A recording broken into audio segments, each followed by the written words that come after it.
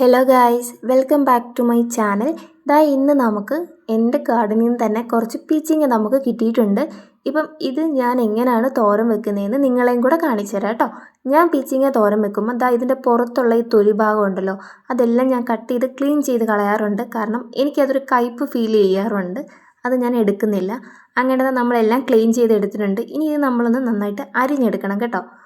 ചെറുതായിട്ട് അരിഞ്ഞെടുക്കേണ്ടവർക്ക് അങ്ങനെ അരിഞ്ഞെടുക്കാം. പിന്നെ ഇതിന് കുറച്ച് വെള്ളമയം കൂടുതലായതുകൊണ്ട് കുഴഞ്ഞു പോകാൻ ചാൻസ് കാണുന്നുണ്ട്.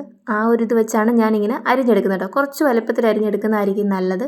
കൂട്ടത്തിൽ ഉള്ളി അരിയണം. ഞാൻ ഒരു സവോളയും 2-3 പച്ചമുളകും, നമുക്ക് ക്വാണ്ടിറ്റി എത്രയാണോ അത്രയും എടുക്കണം. പിന്നെ കൂട്ടത്തിൽ ഒരു പിടി തേങ്ങ, കറിവേപ്പില എടുത്തിട്ടുണ്ട്. പിന്നെ 1 സ്പൂൺ മഞ്ഞൾപ്പൊടിയും കൂട്ടത്തിൽ ഉപ്പും കൂടി ഇട്ട് നന്നായിട്ട് ഞാൻ തിരുമ്മിയെടുക്കുന്നുണ്ട്.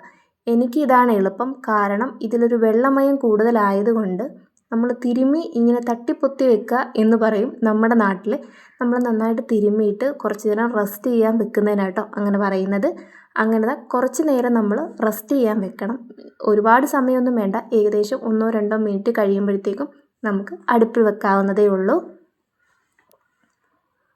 അങ്ങനെ പാൻ ചൂടാകുമ്പോൾ കടുകും പിന്നെ കുറച്ച് ഉണക്കമുളകും കൂടെ ചേർത്ത് നമ്മുടെ കൂട്ടും കൂടെ ചേർത്ത് നമുക്ക് നന്നായിട്ട് ഇളക്കി കൊടുക്കാം. ഇളക്കി കൊടുക്കുന്ന കൂട്ടത്തിൽ ഞാൻ ഒരു പിടി ജീരകപ്പൊടിയും കൂടെ ഇട്ടിട്ടുണ്ട്. ഈ സമയത്ത് നമുക്ക് വേണമെങ്കിൽ വെളുത്തുള്ളിയും കൂടെ ചേർക്കാവുന്നതാണ്. അങ്ങനെ അടച്ചു വെച്ച് നമ്മൾ 2-3 മിനിറ്റ് വേവിക്കുമ്പം ഇതിന് കുറച്ച് വെള്ളമൊക്കെ ഇറങ്ങി നന്നായിട്ട് വെന്ത് കിട്ടിയിട്ടുണ്ട്. പിന്നത്തേക്കും ഇത് എളുപ്പം റെഡിയാവും കേട്ടോ. അങ്ങനെ റെഡിയായി കിട്ടിയിട്ടുണ്ട്. വെള്ളമെല്ലാം പറ്റി ഞാൻ അടുപ്പത് സ്റ്റൗ ഓഫാക്കി മാറ്റുവാണ്.